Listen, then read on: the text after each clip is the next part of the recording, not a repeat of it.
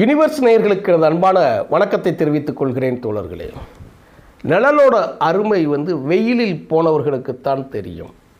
இன்னைக்கு இந்த நேரத்தில் திரைப்படத்திற்கு சம்பந்தமான தயாரிப்பாளர்கள், விநியோகஸ்தர்கள் சங்க தேர்தல்கள் நடைபெற்று கொண்டிருக்கிறது.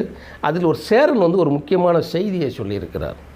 எம்ஜிஆர் அன்று கொண்டு வந்த தியேட்டர் சட்டத்தை மீண்டும் நிறைவேற்ற வேண்டும் என்ற கோரிக்கையை வைத்திருக்கிறார்.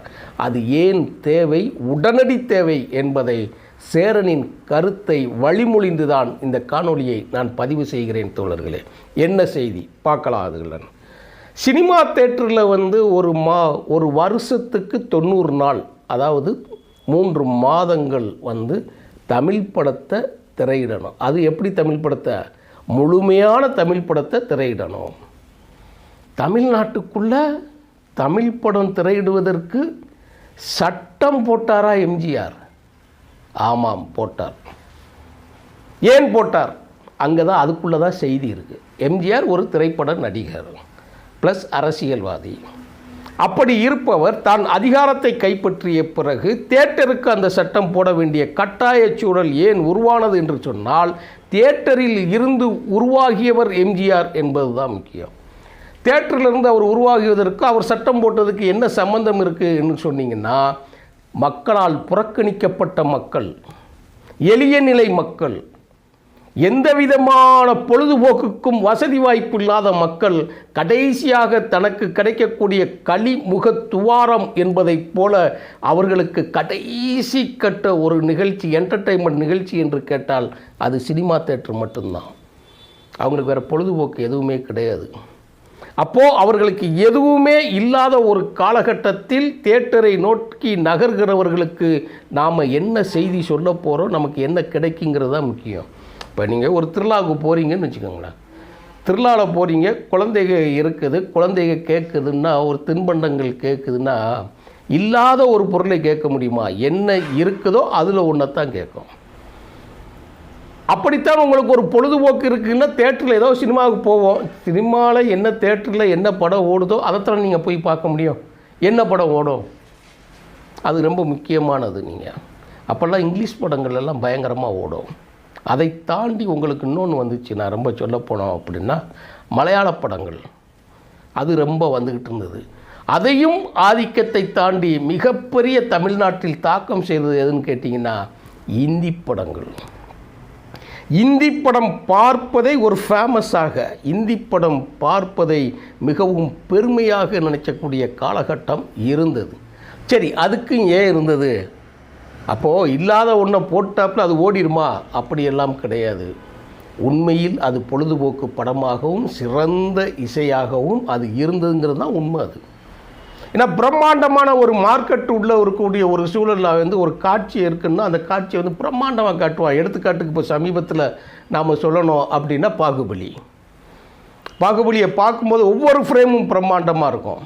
அது மாதிரி தான் இந்தி படங்களில் பிரம்மாண்டமாக இருக்கும். ஒரு வீடாக, அந்த வீடு பிரம்மாண்டமாக காட்சி இருக்கும். கிராமமாக சண்டை காட்சியாக ஏன் இருக்குன்னா, அவனுக்கு மார்க்கெட் பெருசாக இருக்கிறதுனால அதை பெரிய அளவில் அவன் காட்டியிருப்பான். அதை பார்க்குறதுக்கு, தேட்டரில் பார்க்குறதுக்கு பயங்கரமாக இருக்கும்.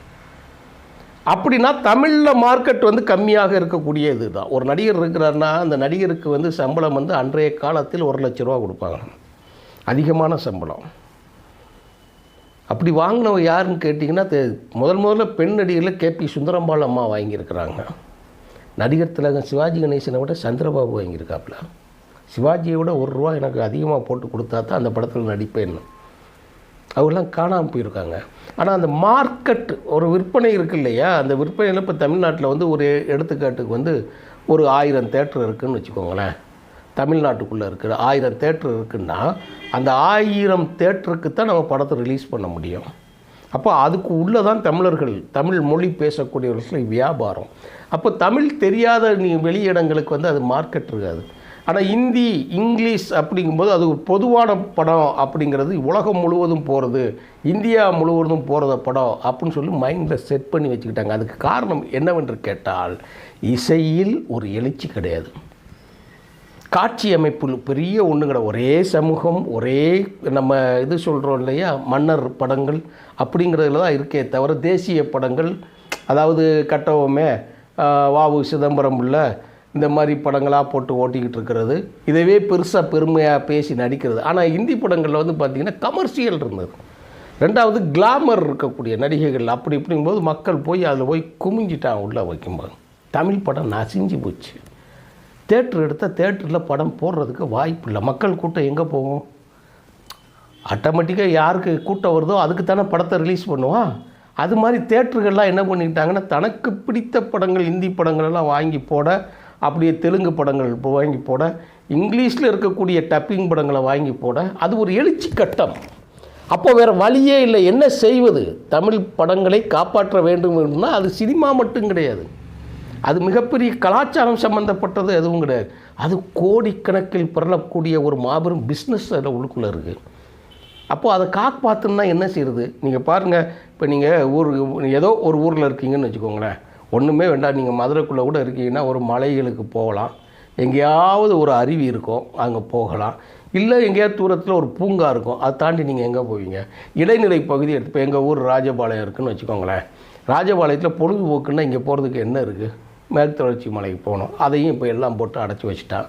இப்போ இருக்கக்கூடிய வேறு எதுவும் பொழுதுபோக்கு பூங்கான்னு எதுவும் இருக்கான்னா எதுவுமே கிடையாது.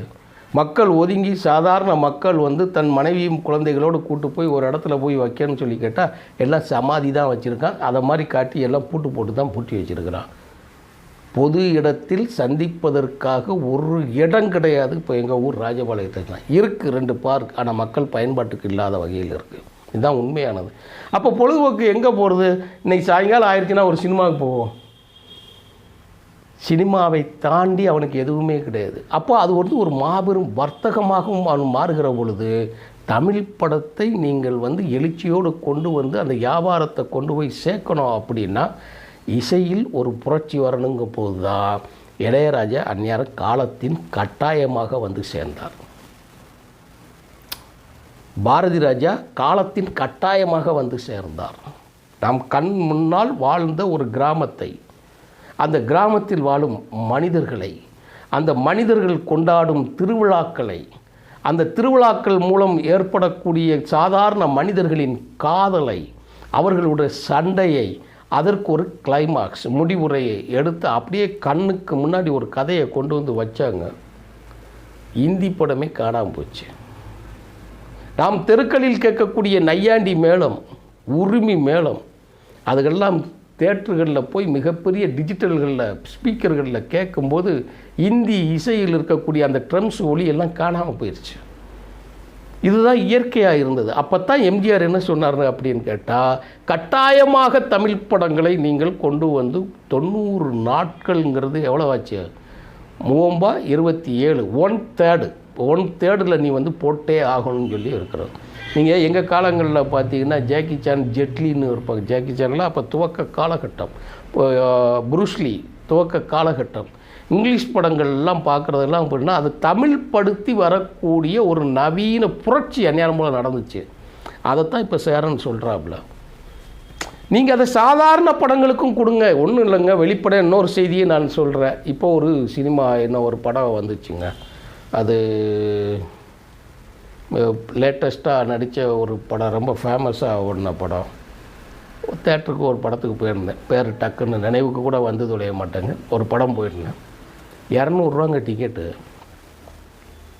தேட்டருக்கு உள்ளே போகும்போது என்ன செய்யறாங்கன்னா ஃபுல்லாக செக்கப்பு, குடிக்க தண்ணி கூட கிடையாது, பையில் எல்லாம் பிதிக்கி பார்க்குறாங்க.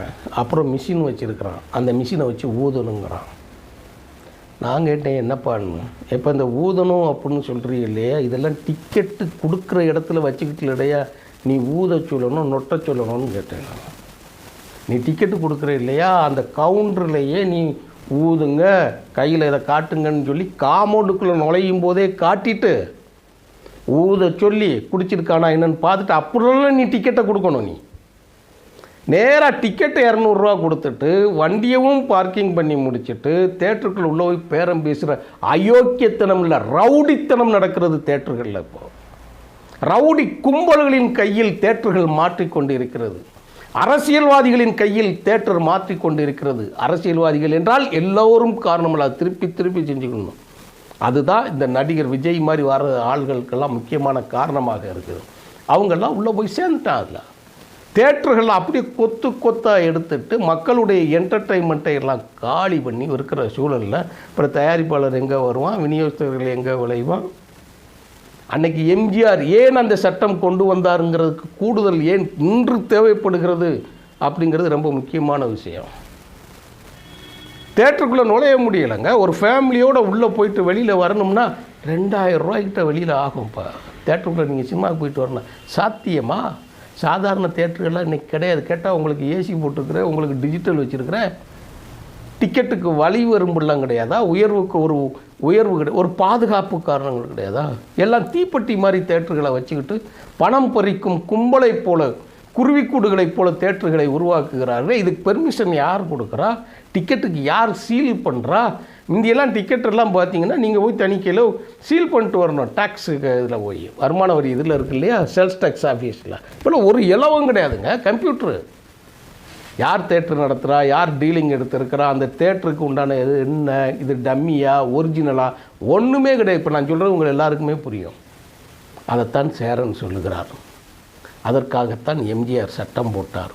அந்த எம்ஜிஆர் சட்டம் போட்டதை மீண்டும் நடைமுறைப்படுத்த வேண்டும் என்பதை சேரன் அவர்களின் கருத்துக்கு வழிமொழிந்து இதை நாமும் ஆதரிக்கிறோம். எளிய மக்களின் பொழுதுபோக்கு சினிமா தியேட்டர் என்பதை நாம் மறக்காமல் சொல்லுகிறோம். அரசியல்வாதிகளின் பிடியிலிருந்தும் கார்ப்பரேட்டுகளின் பிடியிலிருந்தும் தியேட்டரை மீட்க வேண்டும் என்கின்ற வேண்டுகோளோடு விடைபெறுகிறேன். நன்றி, வணக்கம் தோழர்கள்.